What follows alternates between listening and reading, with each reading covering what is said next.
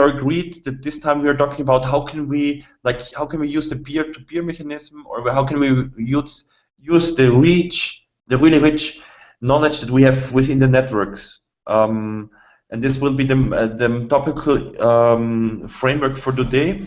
Let's see who's coming in, but I really feel that we already can start, and people will join when they will joining. So. A kind of clarification question. Did you say peer-to-peer or beer-to-beer? Sometimes it's the same, I would say. But I clearly meant peer-to-peer. Yeah, I thought so. Yes, and there's maybe also like a really good. Oh, nice! Now Christiana joined from Greece. Hi, Christiana.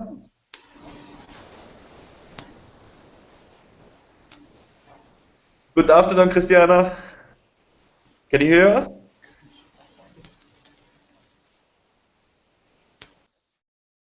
Hi, Layne. Can't hear you. Ah, there. Wonderful. Hi, Layne. How are you doing? You landed safely. Thank you very much for this, like very immediate showing up after being back in Seoul. I hope you still can enjoy your home.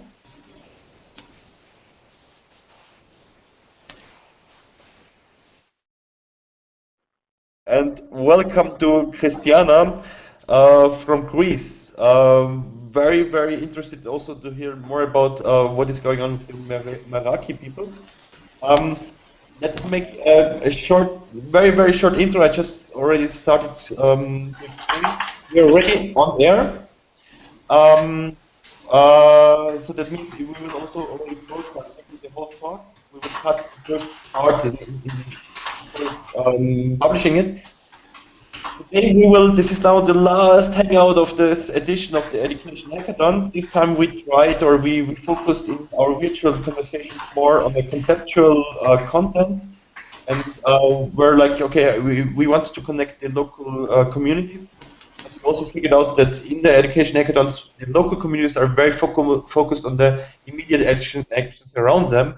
And therefore, this topic or this talks will really be more for the knowledge exchange, and also for the inspiration in between people, and especially in the virtual world, and in between people who are maybe not joining a local hangout, or who are like really bringing in a topic which is very interesting. And as we discussed in one of the talks, can you hear me? Yes, Christiana, we can hear you. Can you hear us?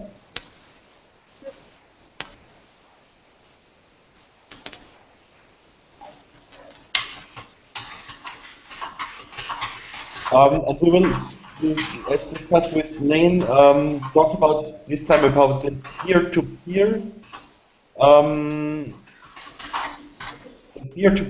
aspect of knowledge creation, knowledge transfer within networks. So, what does it mean? The expert knowledge is getting more and more. It will always be very important, but we see now that we really, with the technology that we have, we can now really start enhancing the knowledge transfer between people and peers and people around us, so that the expert knowledge, there will be a different value in the future for the expert knowledge as we can see it. We are now also preparing for the next Edon tour a MOOC, which is really grasping and taking on this principle, where we say, okay, let's invite our network, and let's invite people to bring in their experience, also their very much their personal experience, their practical experience, and how can we really make it happening that this knowledge, that the whole transfer is really bringing us together and bringing us in a new form. And we see how, as we also see how fast right now knowledge is growing, or the amount of knowledge, the amount of information is growing. So this was like a very short intro.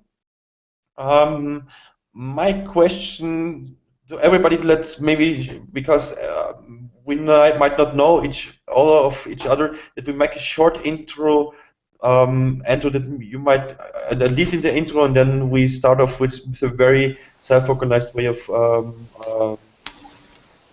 open discussion, because I think we have really good people here who are able to who are really putting in a lot of expertise and knowledge and peer-to-peer knowledge. Andrew, how is Down Under? What's going on? Uh, Maybe Very great session today, this morning, the last session.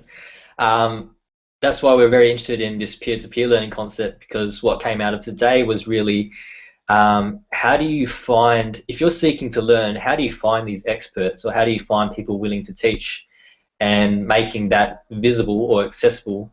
Because here in Perth, really, the only education system that we can see is formal education, but there's so many alternatives. How can you make that more visible, especially peer-to-peer learning or learning communities? So one of the things that came out of today, or projects, was actually trying to map all the different learning communities and finding the background story behind them, so people who are looking for a learning community can find them more easier.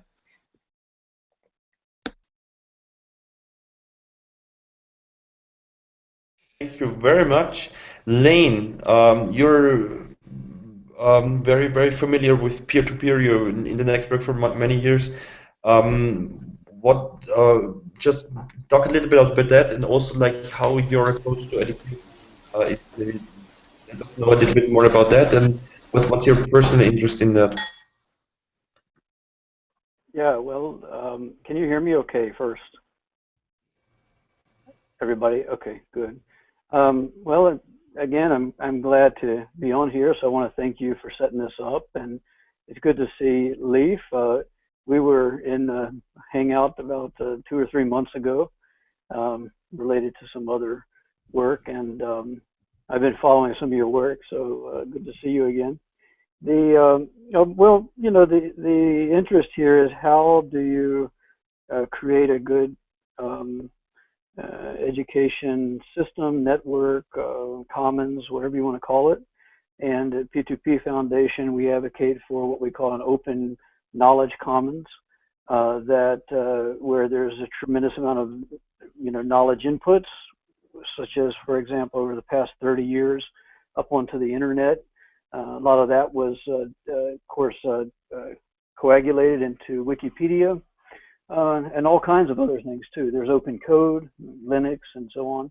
And we feel that with that kind of open knowledge, then people can build upon that commons as a way for developing livelihood and also for better innovation. Since, say, for example, I make some kind of gadget, and then Felipe, he takes that same gadget and adds more on top of it because he can see something that my team didn't. And then we see what he did and we borrow it back and do something else with it. There's a kind of vibrant dynamism that comes out of that kind of process. So the education is really important in this sense, because you have to have some form of education understanding before you can actually build those particular things, say biomedical equipment, like in my case. Yeah, if you want to learn how to do things, first understand the mathematics and the science and so on. I'm sure that goes for everything. And if you go into art or something else, there's certain techniques that one has to learn. So we feel that open knowledge commons is going to be the best way to meet these needs. And we all, as more and more people have access to the internet, I think that it's a pretty optimistic outlook to look at education in this way. So hacking education is one way to do it. We bring people together like this, and we talk. Thank you very much, Layne. Liv, some words. I say hi to Annette, but then just we follow the circle, and then we also invite Annette to say some words. Liv, what is your take on education? What is your take on peer-to-peer, on peer-to-peer as well? Well, one of the interesting cases I will share with you. But first of all, happy Sunday to all of you, whether it's morning or evening. I'm in the late afternoon in south of France. I have not had so much French wine to the lunch, but I could have had. So the peer-to-peer dimension is actually a very interesting, and one of the successful companies in the world has got an award for this approach, and that is Fraunhofer. Sorry, no, it's Festo Pneumatics in Germany. They have 40,000 students on an annual basis for learning how to work with pneumatics, and unless you are graduated from there, you are not allowed to buy the equipment. Wow. And it's a very interesting approach. Started some 50 years ago by two or three engineers, and now they are very, very successful. So I recommend you to have a look at Leonardo Learning Award, or Leonardo Corporate Learning Award, which is an annual event in Germany, in Bonn. The next one will be in about 3 weeks. I also would like you to see that the Leonardo dimension is based on a saying from Leonardo. It goes saper verdere, if I try to pronounce it in Italian. Saper verdere means that learning to see. And perhaps that's a core dimension of this learning or knowledge sharing expedition. Learning to see the hidden potential, which I also call intellectual capital. Very, very interesting. It's, how do you spell Festel? Was the question? Is F-E-S-T-L? F-E-S-T-O.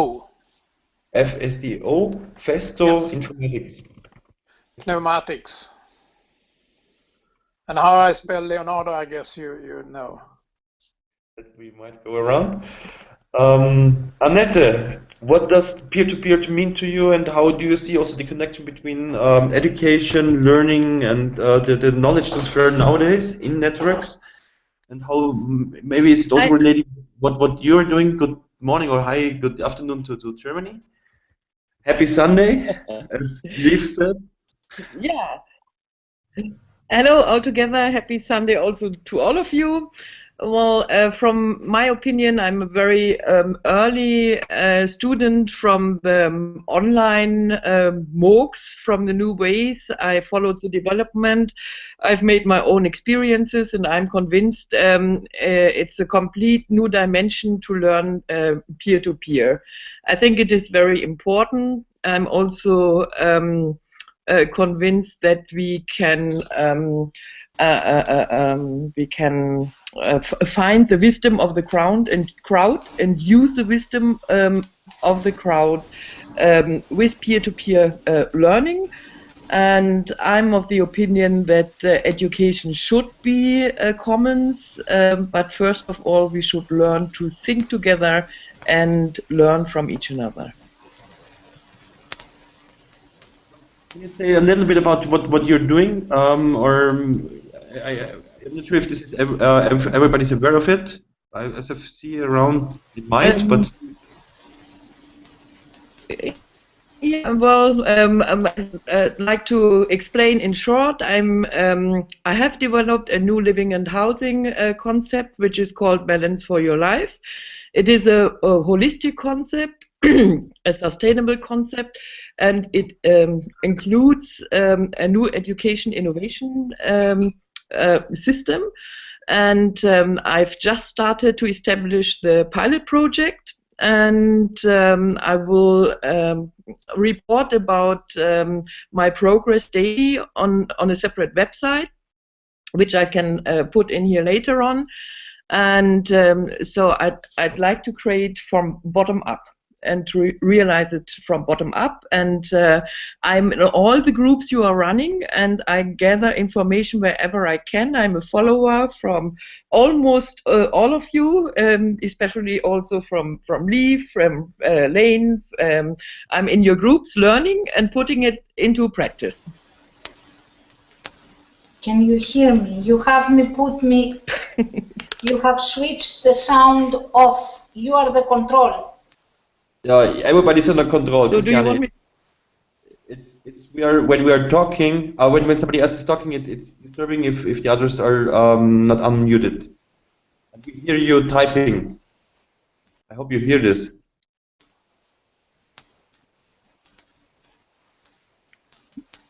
Who are you talking to? To Christiana. Okay. It's okay. Thank you very much, Annette. Let's figure out how we can help Cristiano to join. Adam, how is Down Under? Andrew was a little bit explaining what you're already doing. Very interesting. Can you please introduce yourself and what is your interest in the topic of the creation of peer-to-peer? Andrew, you guys, let me just make one comment on organizing here. So for some people, can you hear me okay? Yes. Okay. Just as far as kind of moderation, what Felipe is doing is he will occasionally go around and mute people if there's a certain kind of feedback coming in or maybe typing or something on the computer. It's not meant to be anything wrong. Then when you go to speak, just remember to unmute yourself, because if you look across the bottom, all of us have muted ourselves or he muted us. Okay? And I'm sorry to jump in there. I think Andrew was next or someone.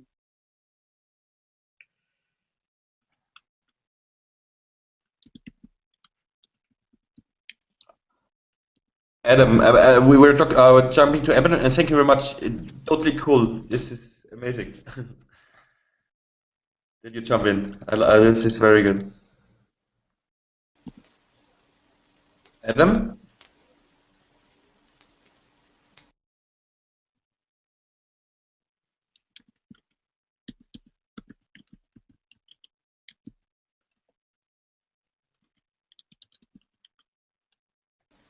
Adam, it seems. Oh, he's jumping in. He's not coming in. Oh, okay. Hello. Adam. Sorry. Yeah. Sorry. I had some problems here with reception and stuff. I'm actually at a party with a lot of people around me, so I just thought I'd drop in. So I've followed your conversations, and I don't know how much Andrew Tran has talked about what we did today and this weekend in Australia with a hangout here. But I just wanted to mention one of the ideas or the thoughts that came out of the hackathon event that we did, which was seeing education or the current education as two different or parallel streams. So you have one stream or one sort of timeline with a formal education coming from sort of primary, secondary to tertiary education, and then you have another parallel dimension with alternative education. So that's sort of what we talked about in our event this weekend. So how can we inject the alternative into the formal mainstream education?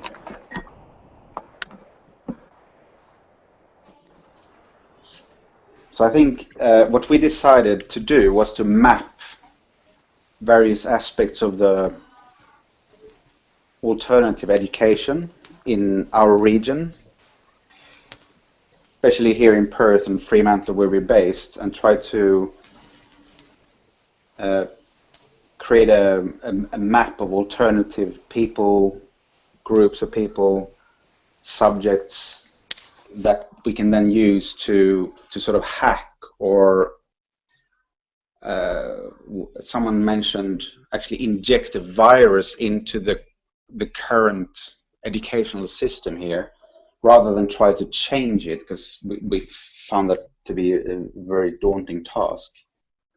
So that's sort of one of the things that we came up with here. I don't know how much Andrew talked about this before, but I'm really interested to hearing the group here talking more about that. Like, rather than sort of trying to change or hack the current system, try to build another system and then inject some of that into the current system from another sort of dimension, or a parallel dimension, as we sort of envisioned it. As Andrew is commenting, you're right on the spot, Adam.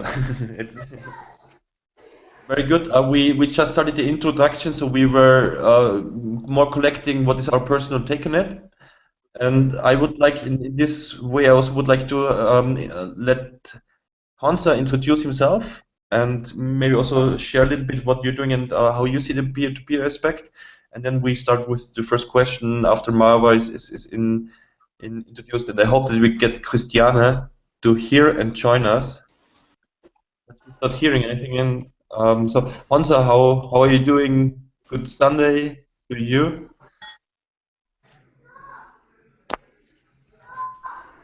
Hi. Sorry, I have technical problem with my connection, and I lost a few minutes of our. Yes. May I introduce myself? Yes, please. Okay. It will be just a little hard. I'm mentor at consultant for a few startups and social entrepreneurs. And I'm helping him start and build a successful company.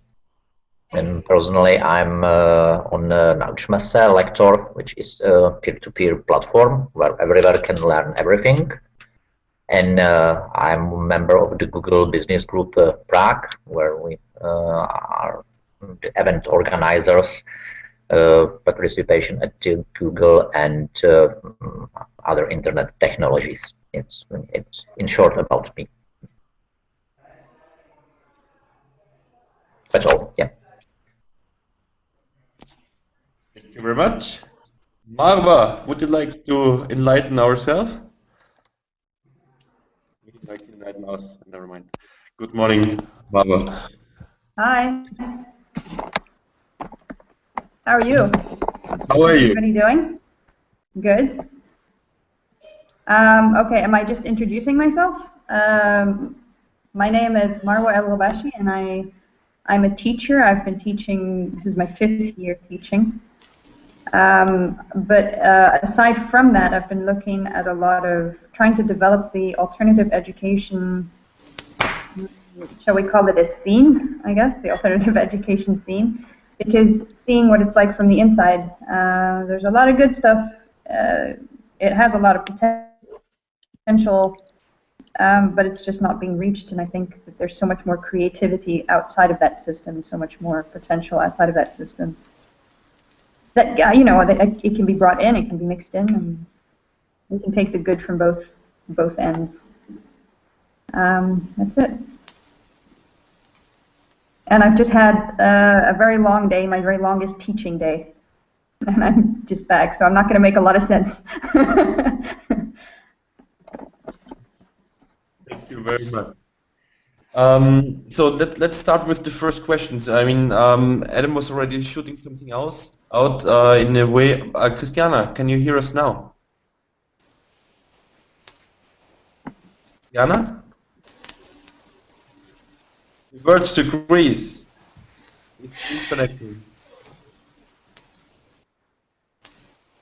No.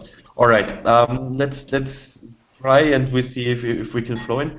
Adam has already brought in something very interesting. How can we introduce into the existing system new forms, new alternatives, and how can this happen on a peer-to-peer level? And I would address this question to Layne. Maybe you would like to make some comments and start the discussion with your take into that, also with maybe examples that we know from the peer-to-peer network, examples that we already can see, which are working out right now.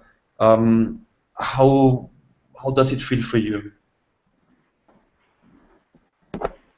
Okay, so the question is, how, you want practical examples, right? Is it, that was the last part. What was the very first part of your question?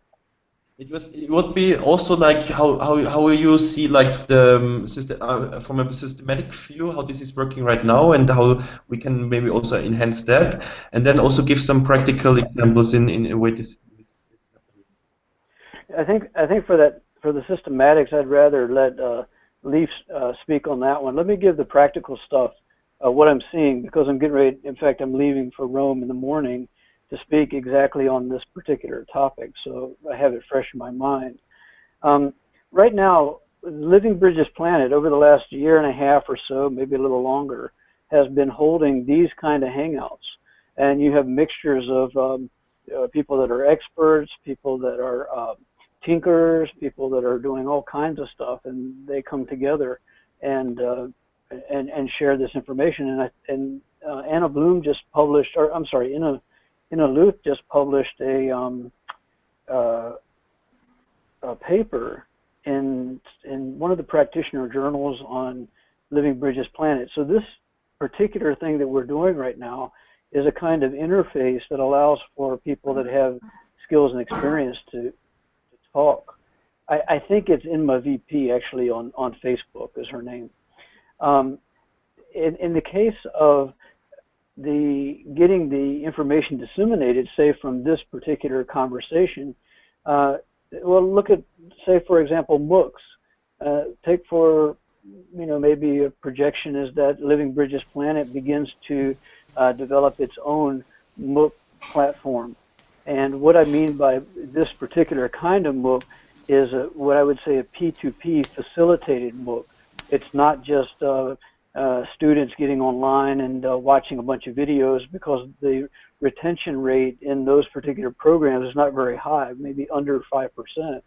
What you have to have is a facilitated MOOC style platform. So I could give a lecture, for example, and then Marwa there in Doha with her 27 students, she would use her expertise to keep the students on the task, to make sure that you have 27 on the same page, because you don't want them just wandering off, right? Students don't always hold to task and so forth and so on. So you have an expert speaking on a particular topic, say physics or whatever, and then you have a teacher facilitating that particular expertise into those teaching techniques. That's the way that I think that this can be done, and it can be done for near zero marginal cost, to use the term that Jeremy Rifkin uses. And all of this is P2P, generated within a common system. Now, there is one danger, that you can develop a lot of these open knowledge systems, and then for profit can take that off and never give back to the commons, and that kind of gaming the system. So when they create Linux, major corporations build on top of that, but don't give back into the particular commons. So we have to address this particular issue when dealing with an open knowledge system and MOOCs. Does everyone know what a MOOC is? Massive online open courses. So that's where you can have access to probably the best lecturers in the world from, say, Berkeley or Stanford or wherever, and then facilitated learning within the different pluralistic locales, be it in Nairobi or Kigali, Rwanda there in Africa, or India, or South Korea, where I happen to be tonight. I'm in Seoul. So let me stop there and get some comments from people that are actually in the classroom. I think maybe Mara probably could answer a lot more about how you would actually practically bring that information and get them learning, get the students learning.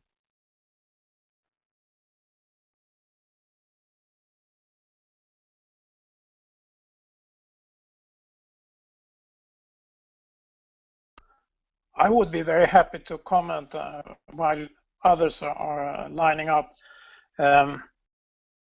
As we heard about the case from Layne, I think what we learn is that to make the quality assurance of open learning systems as well as mock seems to be one of the critical ones. So think about two very specific cases.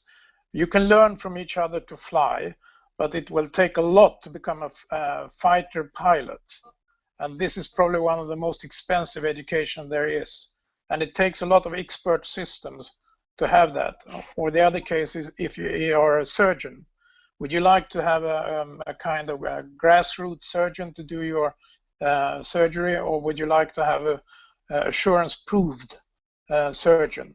And that is a critical dimension. But what we might also include in this conversation is that peer-to-peer education might be one of the most successful political tools for society development.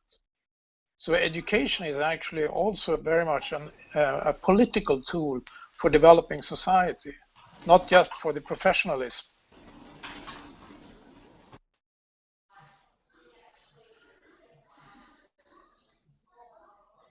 I think that's a very, very important comment, and this is a very good important distinguishing what you're making here. That we are looking at, okay, what kind of knowledge are we using in what aspects and in what fields? I would agree with you totally Android is bringing a really good. It would be really interesting to hear what you're saying about the assessment system and the accreditation that we have. Because I think in many fields it's very important, and in many fields we went too far. Into far that we really are more following to get kind of the assessed as an expert, or to get kind of the certification of being an expert, and then really not able to sometimes not able to really apply your talents, your skills, and your qualifications that you have. In that way, maybe you can bring some ideas, Andrew, in what life is saying about that.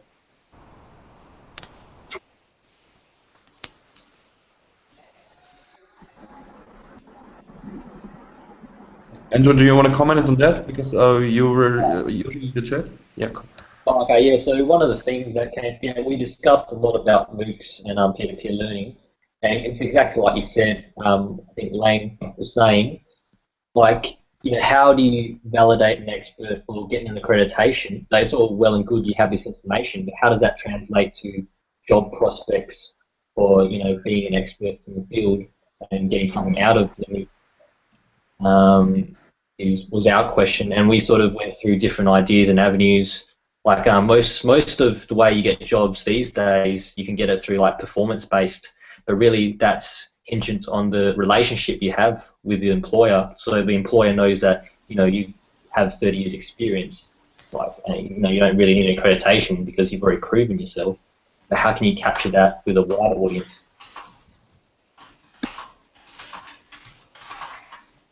So let me jump in here, Andrew. Your question is how would you train the experts in the system through the system?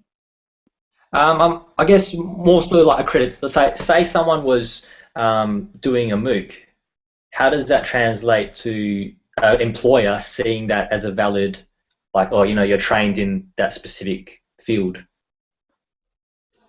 Yeah, usually they have a certification. So, say for example, they're in Doha. I'll go back to that particular example.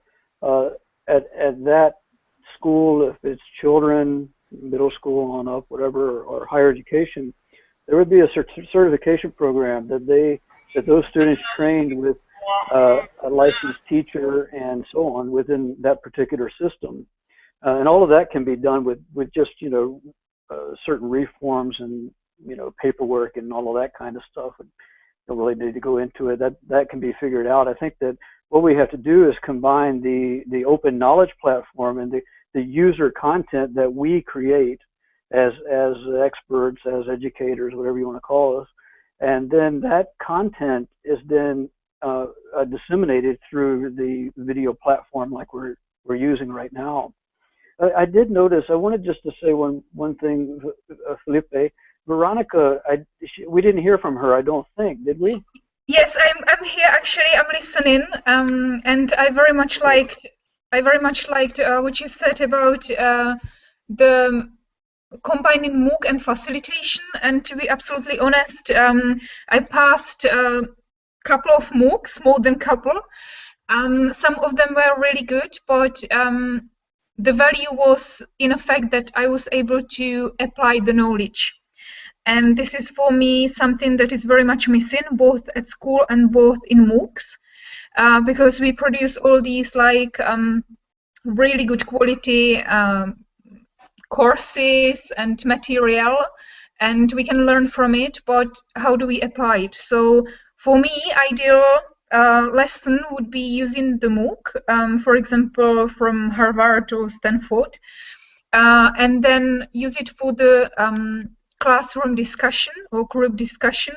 I know it's already happening, but I think more people should really learn how to facilitate, not to teach, but to lead the discussion and to lead students to ask questions and go really deep and create the environment where you can actually use what you learn.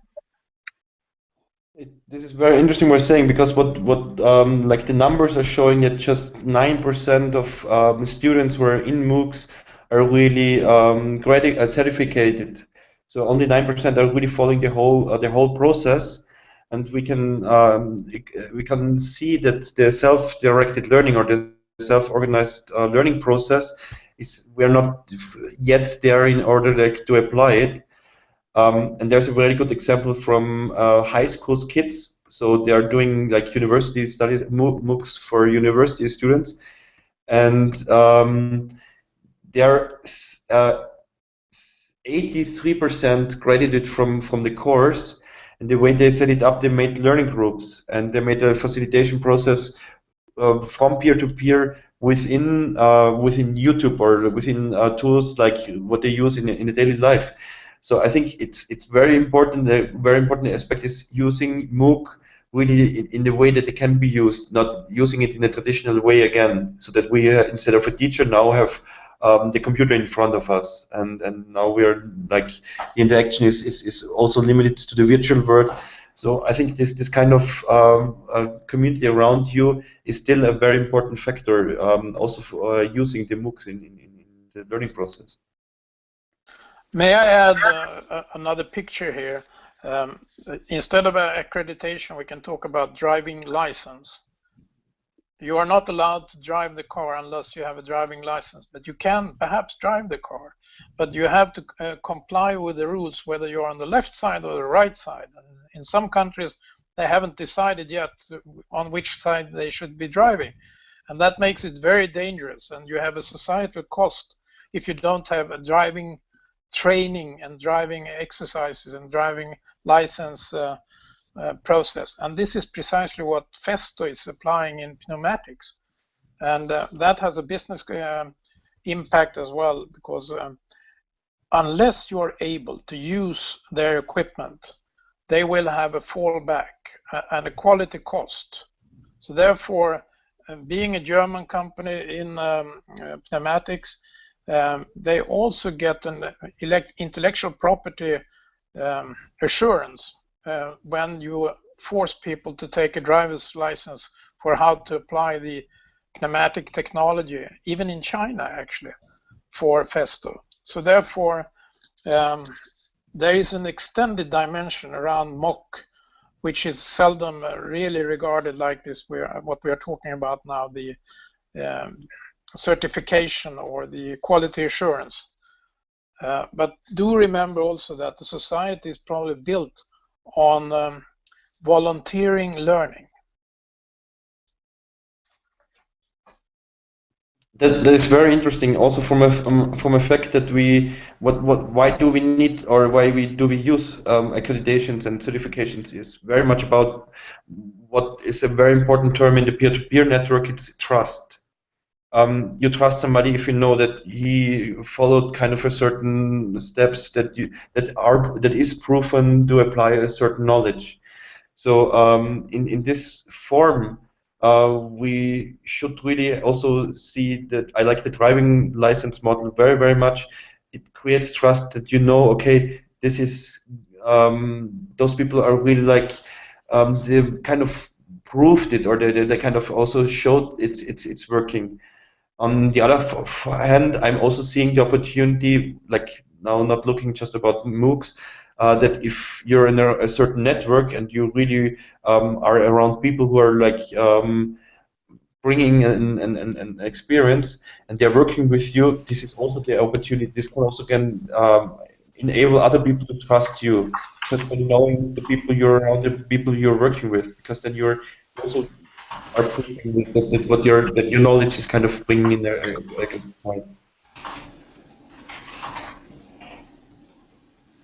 Yes, Christiana, we can you say hi? Very Yes, good. hello people, Yes. how are you? Very well. Just to let you know about the muting, we are muting if there's a noise coming in, somebody else is talking, then we are muting people. So this was happened before. Can you just say hi and what are you doing? What's your interesting in the aspect of sharing knowledge from peers to peers, and how do you use it in increasing Meraki? Yes, I'm Christiana Gardichiotti. I live in Paralio Astros and I am trying to revitalize villages that they have maybe 2 to 10 people living in them.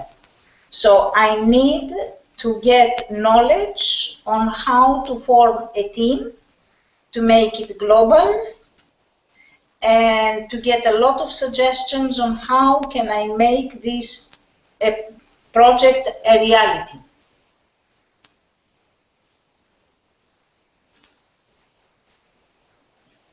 Very good. Thank you very much for this.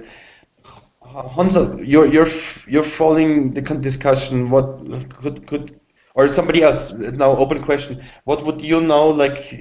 How could we help Christiana in that? Or how do we see now also the distinction between expert knowledge and the knowledge, our personal private knowledge? We are all experts in something. How can we now create this kind of really concrete case of how to build up team and so on. How can we use the idea of peer-to-peer in here? Peer-to-peer. May I add something here? In Swedish hospitals, the various departments, and I guess it's very common in all over the world, you have weekly updating programs for the staff, and that is usually peer-to-peer, which means that what is the latest news, what's the latest learning that you have picked up during the last week that is valuable for you in the health treatment of people, whether you are a nurse or a surgeon or administrative person. And I think this is one of the critical dimensions. We tend to think about education as a schooling exercise, but it's a continuous dimension. And as we know, the speed of knowledge development is going very quickly. We have a kind of situation where we are becoming more and more obsolete. And what's growing is not only the knowledge, it's also the ignorance. What is it that you don't know that you don't know? And just take a case. What have you learned this week that you didn't know the week before?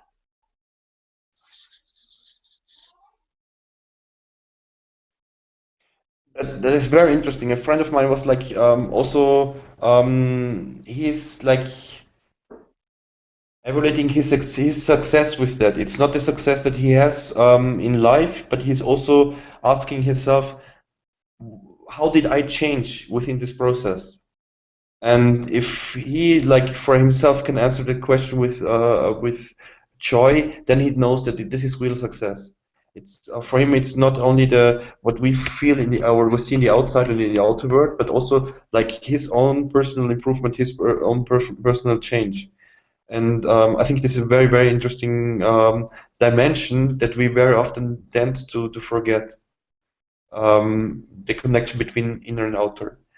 Hansa. And this is also the, I have to leave you in a few minutes, but I just wanted to add to the latest comment here that this is the way babies are learning from each other and learning from us seniors. Just increasing the flow of mirroring neurons. So the mirroring neurons might be a critical ingredient in the mock. And that takes us to the mock as a neuroscience as well. And I will leave you with that comment because I have to go to another meeting now. I really enjoy what you are doing with these exercises. It's so good and so wonderful. And I've learned new things during this last hour as well. So thank you very much and happy future. Thank you very much, Liv. Okay, see you soon. And would you explore a little bit on what Liv was saying on that? How do you see that? Let me just give two comments, and I think you have who's next, and then maybe some other people. Try to go through more people, Felipe, so that everyone gets a chance. All right, when we say P2P, there's two definitions that I use, and there are other theorists and thinkers that are using, have different descriptions. There's a universal definition, which would mean everyone's a peer. So, for example, someone's going to say, what do you have to learn from a baby? Well, a baby could teach us how to breathe. I mean, it'd be very simple. Or a child who can speak Korean language, who was born in Seoul, is a peer to me when it comes to speaking Korean language, because they're an expert, right? So even in that case, it can be universalized. But I also use another definition, it's more a technical and professional definition that's probably more appropriate for this discussion tonight. And that one is that anyone who's contributing and participating in the commons, say in the open knowledge commons, Wikipedia and so on, and then they develop content and teachings out of that, that's peerism.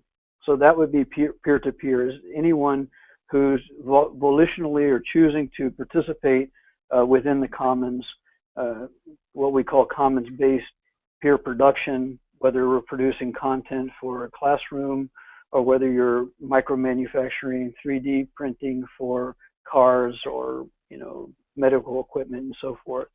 So I think maybe those two definitions might help out.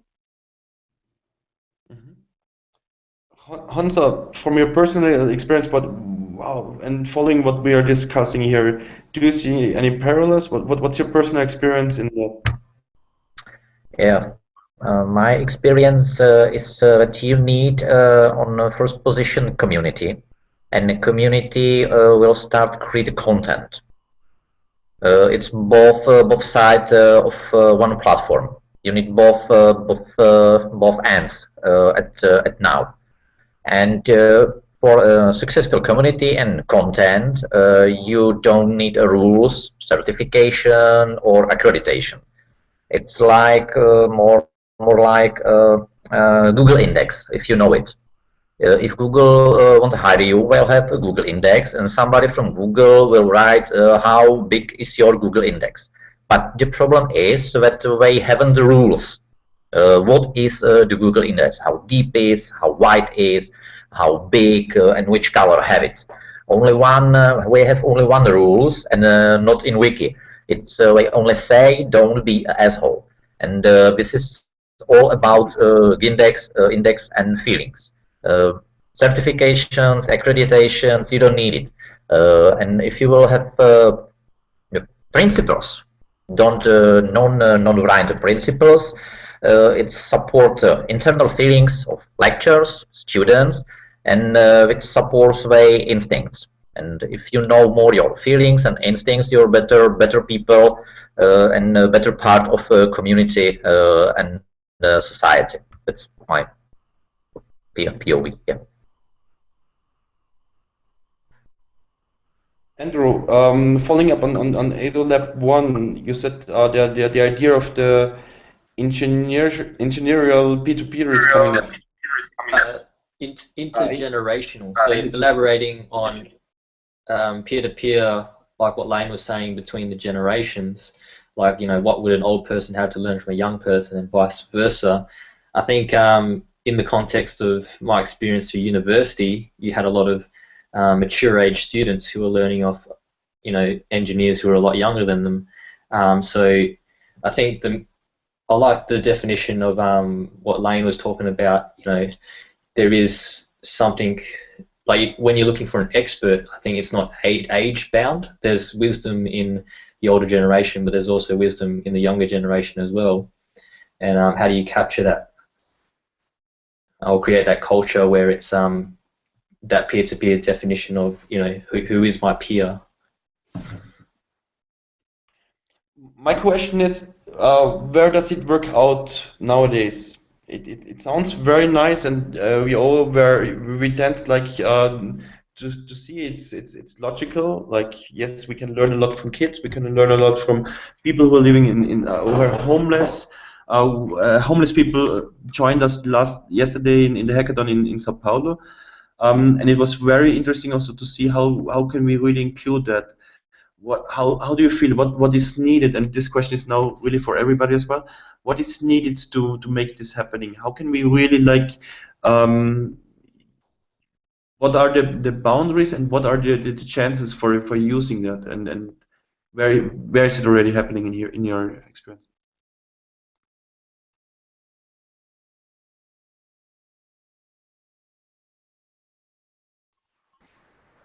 If I can just say something.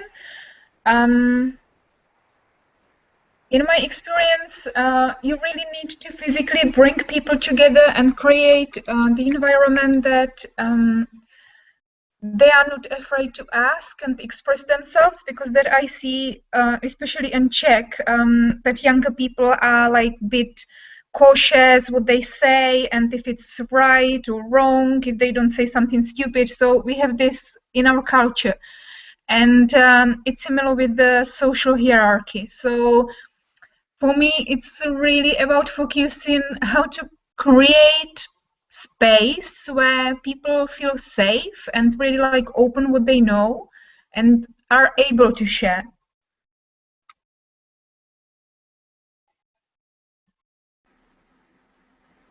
If I can talk about a couple of things. There are two online platforms for two P2P platforms that I've been involved with. One you might have heard of, EdgeWriters. I don't know if anybody's heard of this. And the other was one that is based in Egypt. It's based in Cairo. It's called Nabta. I can post the link for both of these right now. 1 second. Okay, so this is EdgeWriters. And this is the one that's local to Cairo. Now, I'll talk about Nabta first, the second one, because I was there when it was being built up, and what happened was we were connected anyway. The people that established it were connected anyway and working together anyway, and it was the platform developed as a way to not only document what we were doing, but to try and enrich it by getting other people involved as well, and to be able to decentralize everything that we were doing. So if we shared it and we shared the toolboxes for how to do everything that we were doing, for example, one of the things that we were trying to do was retake public spaces. And so the physical element of that was going out into the public spaces with paints and masses of paper and getting people in specific communities to come out of their homes and come in and mess around with these paints together. And superficially, it was just a fun time for the kids. But for people who witnessed that in these communities, it was for some of them, the first time that they had interacted with these people, and so on and so forth. So, in any case, that's besides the point. So this was something that we saw was beneficial, and we wanted to keep replicating this, but not as us, but to just create a toolkit and to be able to share that and get input on what we were doing as well. And then to just let anybody who had a specific idea and wanted to work on it to put that idea into NEPTA or implement it and then share what happened and so on, get feedback on it and so on and so forth. A lot of the people involved know each other anyway, and it was a way for them to connect and be able to do what they're doing without necessarily waiting for a leader. Now, EdgeWriters operates almost in the same way, but it is from a different perspective. EdgeWriters started out as a platform and then tried to connect people. So it started somewhere in Europe. I can't remember exactly where. I think it's Swedish. And then it tried to connect people in Egypt and people in other parts of Europe and so on and so forth. And that was backed by the UN, and it had a lot of resources behind it. But the other one was more organic and more based on what was happening anyway. But this EdgeWriters platform provides, if you do have an idea and you do want input from different parts of the world, or you're trying to connect to something specific that you've heard about through EdgeWriters, then you can do that, and you can get involved in a lot of very different things. And you can contribute in whatever capacity you want to contribute in. So you can just leave comments on people's projects, on people's profiles, or you can start up a project of your own and put your profile in, that kind of thing. I'm not sure which of these is more successful. I feel like it just depends on your purpose. NEPTA is not an international platform. It really is just about connecting people who already know each other but want to work on different things. And EdgeWriters is reaching out as far as it can, I guess.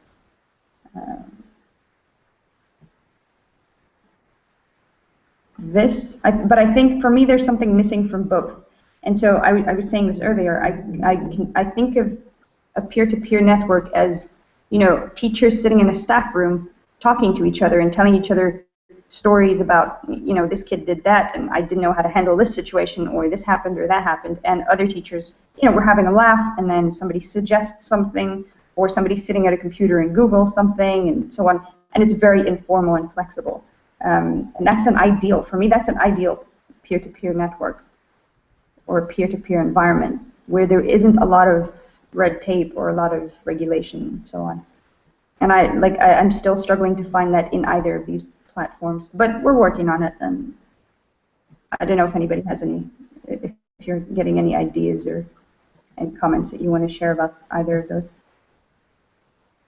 Yes, that would be also my question. How would you see it could happen? How can we really, like, what I hear very much, it's like the challenge to connect the virtual and the reality around you, like the face-to-face interactions. How can we really create kind of a sustainable flow, and also what could foster and enhance the knowledge transfer within both environments? So Andrew is saying P2P more flexible, more organic. How would you see it?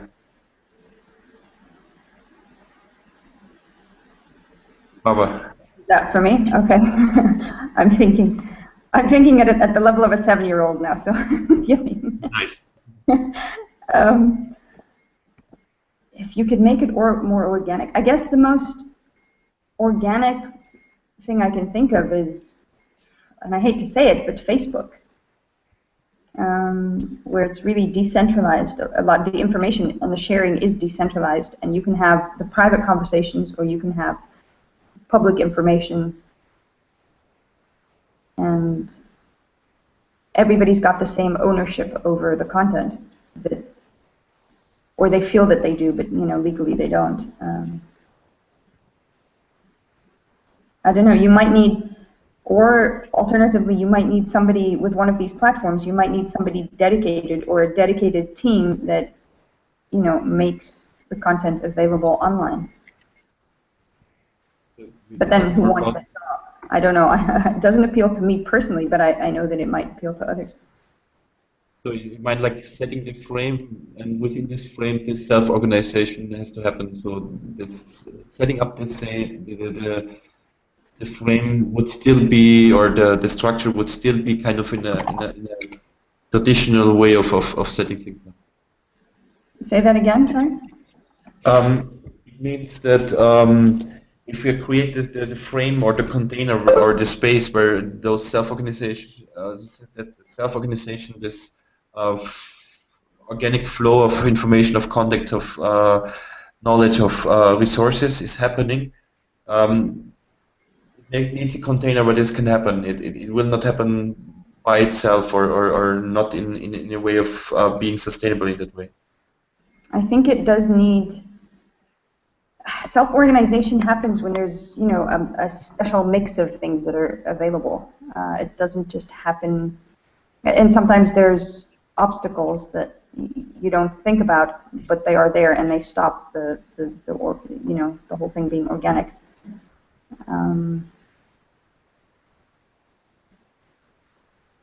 I don't know. I'm thinking if anybody else wants to jump in. I think Andrew's saying something about software.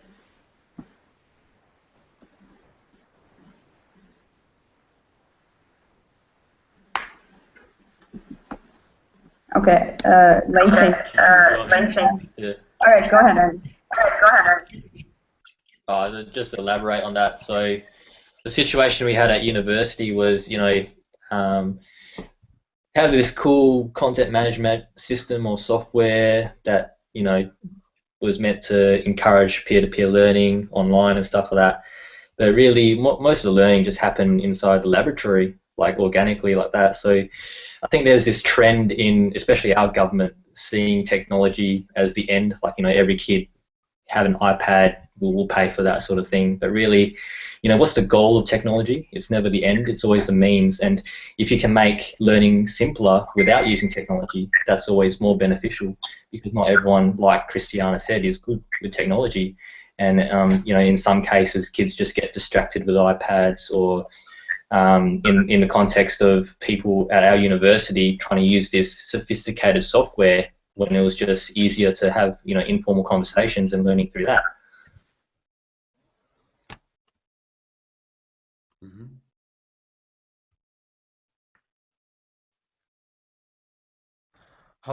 How do you personally use, like, what we are doing here is like, and also like what I think Leaf was mentioning before, living bridges, what Layne was mentioning it. So we have now here some experience of like several years of Google Hangouts, bringing people together, bringing communities together, and it's still the kind of the struggle. Maybe it's also what we see, like who is using it. Are for example, it's very interesting to see the age group that we are in, and people who are using it for kind of working around it. I'm missing very often young people joining the conversations, and the young people using Google Hangouts and so on to really to connect. Why would you think is it like that? Is it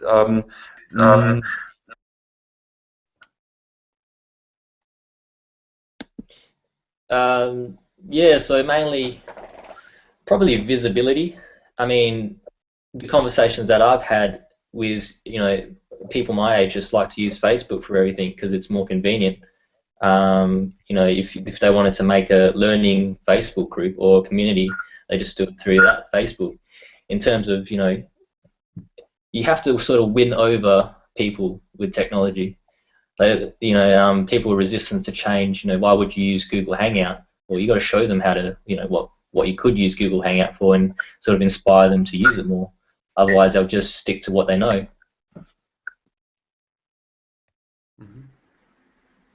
I feel like people will be drawn to the Hangouts if it serves a purpose to them. So if if they want to connect on some level, and this is the platform that they can connect through, then they will be attracted to it.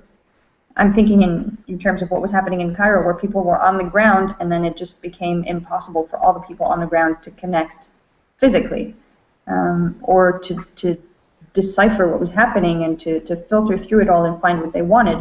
And it was easier to do that online.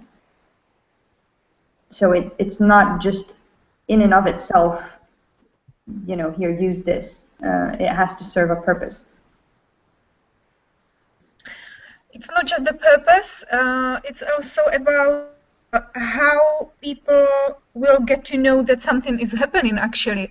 And I find that quite difficult on Facebook because there are so many information and so many channels that you simply miss some things even when you search for them. So what I've seen in recent MOOC courses was actually that they used Google Hangouts within the MOOC, and it actually may be really good way forward, like in a virtual way, connecting the virtual communities, because people come with certain expectations to the MOOC. They are there for the common purpose. They want to elaborate and connect with each other, so they really have motivation. And then the Google Hangouts can work. I'm not sure how many people we would attract, even, you know, with our call for EduLab. I don't know how many young people would be interested. So it's also the question of the language, maybe, that we use different language than 16 years old. So I think there are more layers why it can or can't work.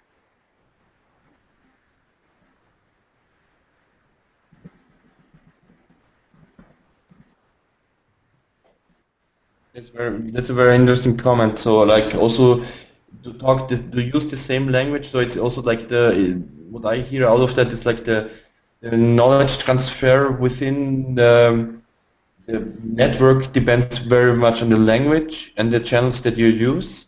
And this is now bringing me back to the question, and again to everybody, how do you feel like we are saying, yes, we can learn from 2-year-olds, or we can learn from young generation, or the older and young generation can come together. What needs to be done that this is really happening then?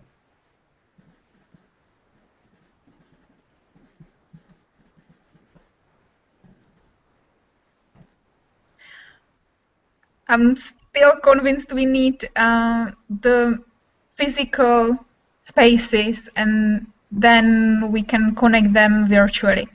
I'm not convinced that we can do it virtually.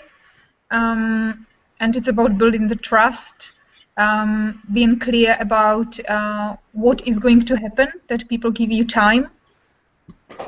So yeah, I'm definitely for the physical, creating the physical spaces and connecting people physically first. Can I ask a question, just to everyone? What, I think maybe we can check in with ourselves. What draws us to these Hangouts? Because looking around, I haven't met anybody in this Hangout physically. But we do tend to keep coming. We have been or at least I have since the beginning of this year. I don't know how long everybody else has been involved, but there's something that keeps bringing us back. So what is it that does that? Probably that's common a good question. I'd like to hear what people have to say.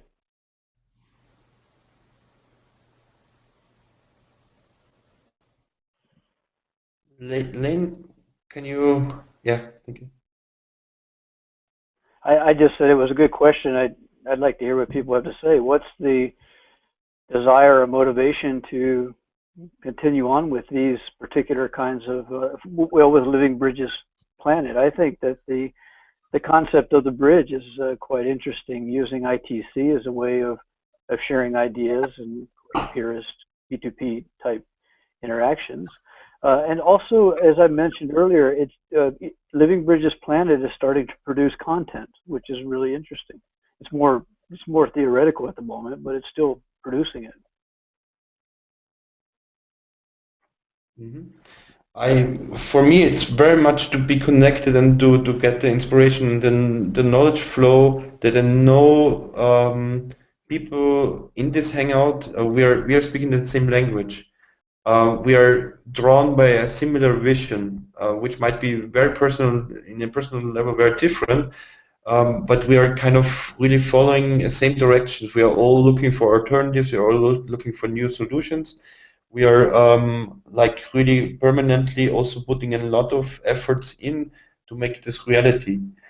I'm enjoying very much the knowledge exchange between us. So it's like really a joy. It gives me a personal good feeling to talk to you and to exchange knowledge. It makes me very happy when we see that what is going on in Cairo, what's going on in Australia, that we are not alone and we are like really working for something which is kind of in a bigger cause, especially education. For me, it's becoming more and more a global issue than just a national issue that we have to take care of. So those are like, I feel really connection between all of you and between me and you, and there's a lot of trust, even though we have never met in that way. So yes, I can see the community. It takes effort, and it's not as easy as with communities around me where I'm really being able to touch them or where I'm really like in a physical content. So, but at the same time, it really helps me also to keep on going on what I'm doing in a local level, in a local community, because in order to really to yes to materialize those thoughts, these ideas.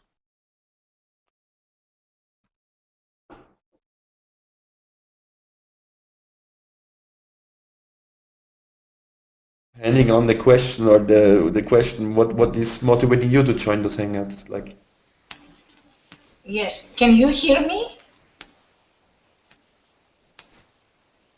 yes, Christiana, yes, we can.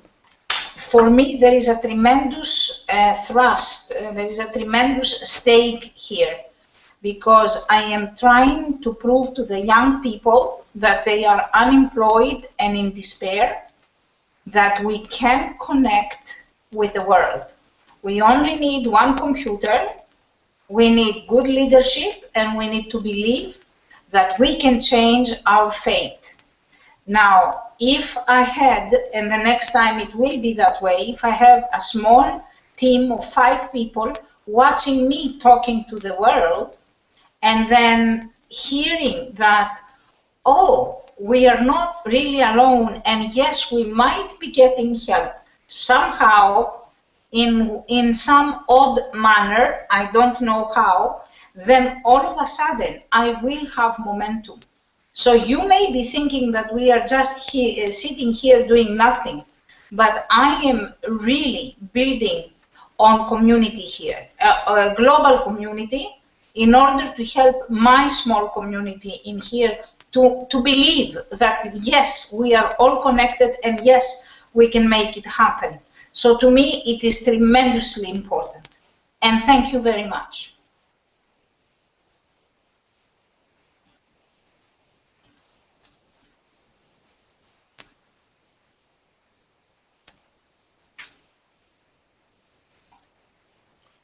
Ansa, you're pretty new to this. What's your impression so far, and what is your takeaway so far? What do you think it's really a value that you can use now also for what you're doing? The connection, the connecting, the fact that I went global in a push of a button amazed me. Plus, the technical problem I had, right? I am not an ICT person. And yet I had problems with the sound, blah, blah, blah. There was one team member that said, do this, do that, and they helped me solve problems. So yes, I am very new, but I am finding that the answers are here for me. I just have to give it a little bit more time. I need to do my work. I have to work very diligently. I'm not doing it just to waste time. But the caliber of people and the breadth of the information and the technical assistance that I can get is tremendous. However, because I am a social entrepreneur, I don't want to only take from the team, but give to the team. So I guess with my paradigm, if we get to the next stage, then you people can see how from nothing we made something and how can we be of use to the team. So it's a real interaction, it's a very big cooperation, and it's mind-boggling how many resources can get together to make things happen. Today I had an inquiry from India that I can bring to my people and help them a little bit, not huge, but a little bit, because people believe, oh, there are other parts of the world that they have struggles as much as we have. So I guess it's support. In one word is support.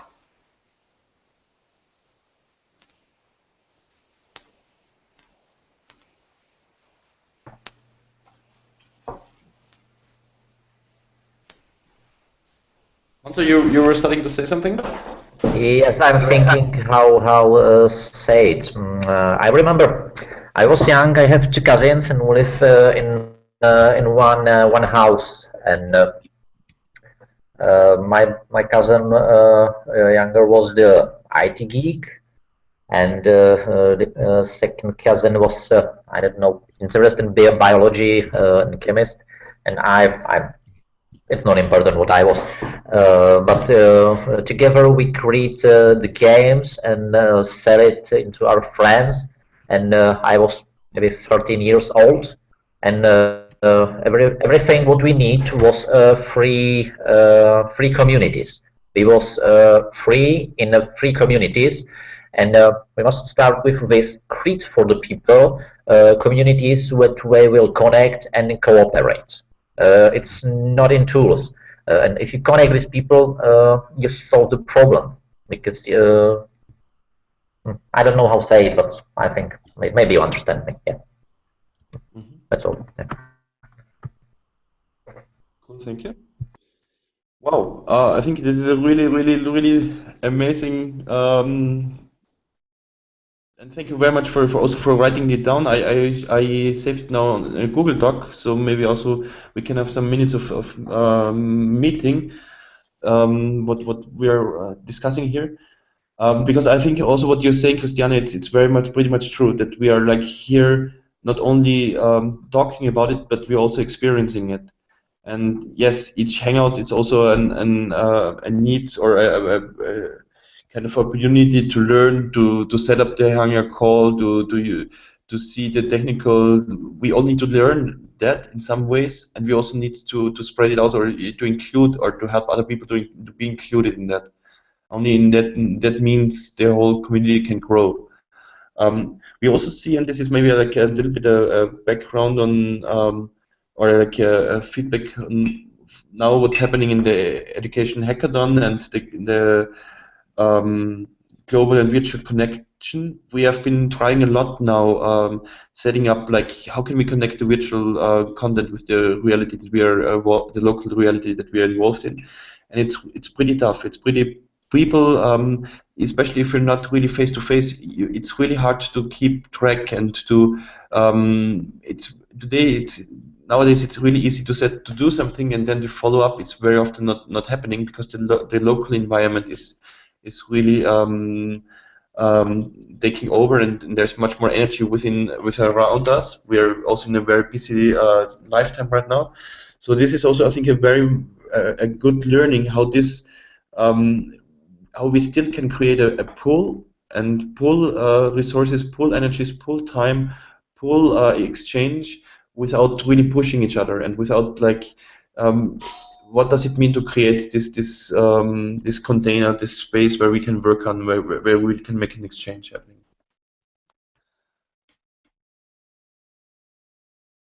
This was a short comment, and I think also, Layne, you have more experience with the Living Bridges community. They are like around Joachim and Anna Blume, and really they already created like kind of, they're like in a step very experienced of setting up Google Hangouts and really to use the communication flow. How can we set up the communication flow? How do we include people? And I think this is really a learning that we have to take right now. It's a really like. Sure. In the case of Living Bridges Planet, one of the most basic things is they have the technical part worked out. So Bertola and Joachim and Willie and Anna especially, they've worked it out so that, I mean, this is just the technical stuff, right? Before you even begin talking. Everybody knows when this thing's coming. 3 hours beforehand, they have the link up, and then 2 hours beforehand, they start to send out more messages. And within about an hour or 30 minutes before it begins, then they start inviting people in just to make sure that they test the system. So people come in and they say hello, and then they turn off their video and turn off their microphone and go back to doing whatever they were doing. And then, you know, everything goes as scheduled. That way you don't have any technical problems, or at least you can rule those out. And from there, then the platforms go pretty much like we're doing this here. The moderator is a little more interactive, and those things just come with experience. But then the content, after that comes the content, and that's what, it's unpredictable. There's debate, there's discussion. Any number of topics might come up depending on whatever the main topic is and so forth. So I would just say to continue on with that particular model using the ITC that we have here from Google as an interface, and then begin to curate and begin to, you know, develop content out of this. I made a recommendation earlier here on the right side to why don't we bring in a classroom, see if someone can get a classroom of students that'll ask us questions sometime, and we make a, you know, something like that. Yeah, go ahead, Mara. No, I'm just agreeing. I think that's a fantastic idea. Yeah, that way we actually answer questions directly. You get that kind of feedback, and you know, it depends on where you guys want to go with this, Felipe. Yes. The idea is what we are preparing right now. It's we're creating a 6 weeks MOOC, which will be very interactive, which will be based on group learning and the peer-to-peer context. So we also want to create a MOOC which is not like just presenting knowledge where we gain knowledge, but we also where people and participants are creating the content itself. So this would be like a good opportunity also, like to include classrooms and to include classes and like we could really amazingly build on that. I really like the idea very much, because in classes you already have the community, you have already the physical contact, and teachers are really can, yes, this would be an amazing idea in some ways. Well, there's the experiment for next time. Yes, very, very good. Super. I have the feeling that we can make kind of a checkout and finish the discussion, or is there something left what you really want to say before we make the checkout? Is there something where you feel, okay, this was like maybe we focus on the checkout also, like what we learned today and what can we see for the future? But is there something what you say, okay, this is important, what I still want to add and to say? Yeah, why don't we just go down the row and get closing comments from everybody? Okay, cool. Anybody wants to start?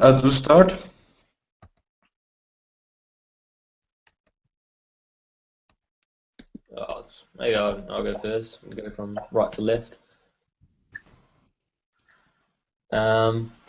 Yeah, so kind of good to get insights from Layne and Leif, especially just clarifying definitions of peer-to-peer. I found that was really ill-defined for me, but having a better context now for how we can apply it here in Perth.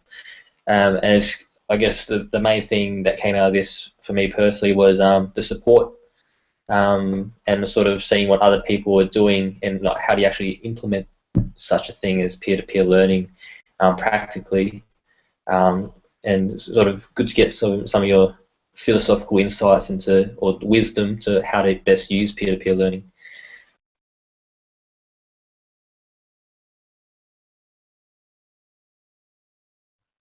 Thank you, Andrew. Then I will just maybe point to people then, or you point to the next one. That might be the best self-organized process. Christiana, would you like check out what did you learn this time? What do you want to take for the future, and also like assign somebody else to follow up.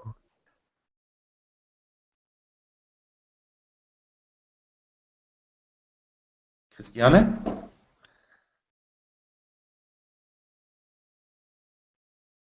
Or then we move on to Hansa and wait for until Christiane might able to join.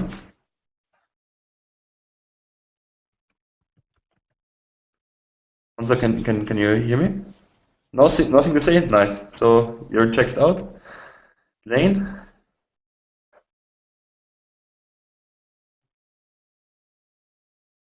Okay. Well, again, it was a good chance to talk to different people, and I think that things are fine. I think I said pretty much everything that I thought. I'd like to see that experiment happen. I'd like to see some content be developed through Living Bridges Planet, like a MOOC, and then that could be put into an open knowledge commons.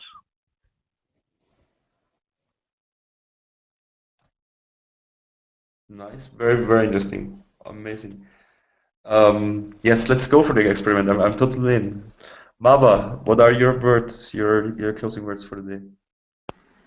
Well, I've got a question I'm taking with me, and it's what can make P2P networks more effective or more vibrant? Something. I don't know the question yet. I'm still thinking at the level of a 7-year-old right now. And I agree with Layne. I think it would be a really good idea to get some kids involved and see what comes of that, because I think what we're doing after all is really it's for the next generation or the generation after that. So it might be good to start bringing them in and letting them take more charge of a lot of what's happening, test things out, see what they want to, which direction they want to go in.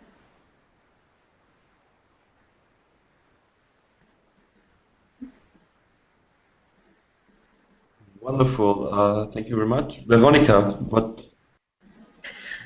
I feel like really inspired right now, and I see like many opportunities that we can start actually playing around and experiment with the MOOC, with building the communities. We can't really go wrong anywhere.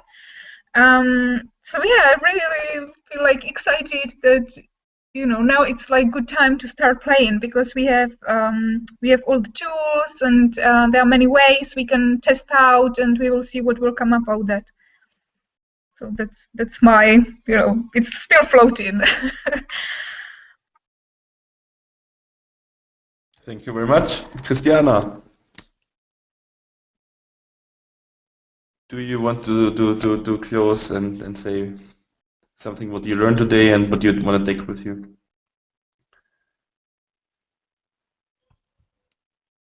I'm unmuting you. Maybe this is now it's not working. Can you unmute your phone, Christiana? Okay, can you hear me now? Yes. Perfect. Okay, I would like to say then that I learned that we are committed to change the world, and we are committed to finding out a way of doing so. So that's what I learned today. Stay focused. Thank you very much, and I think everybody said it. Hansa, if you still want to say something, you're really free, and you're fine not to add anything. Something it's also very free. No, okay. Now I'm listening and thinking about the points of what others was said. Yeah. I'm really quite feel good to hear the excitement from some of the folks that have joined us tonight. And I say tonight because it's nighttime in Asia. And I hope to see more of this. That's really inspiring. Wonderful. I also have to thank everybody. Really, I appreciate everything what we are now coming up with. We put it together in a document, and my offer really to everybody of you is like, let's use the MOOC, and also my invitation or our invitation is, please be part of it. Be also very proactive in saying, okay, this is what I would like to offer that I can contribute. It could be like even videos about peer-to-peer network. It can be videos about a case study that is happening in Meraki. It could be happening like also the experiment. Let's do it. Marwa, you have very good access to 27 lively kids. So our invitation is we start the MOOC. The name will be Bringing on the Education Revolution. Interactive, and we will start in the last week of October during our education on tour or our Edu on tour in Brazil. We have there also people who are providing content who are able to share it, and it would be really wonderful if we make this experiment happening together and see if we can bring also the way of the MOOC to a next level. Our intention for tonight and for this day and for now, I say thank you very, very much, and please stay close. Thank you also very much for joining the hackathons all around the world. It was a really Cheers. Cheers. Thank you. And you're free to say something. I'm sure. Hey, Mama? Yeah? What? Hey, no, I'm okay. Go ahead. Layne?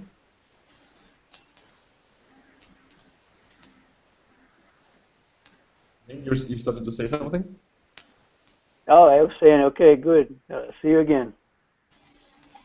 See you again, guys. Have a good day. Bye. Bye. Bye.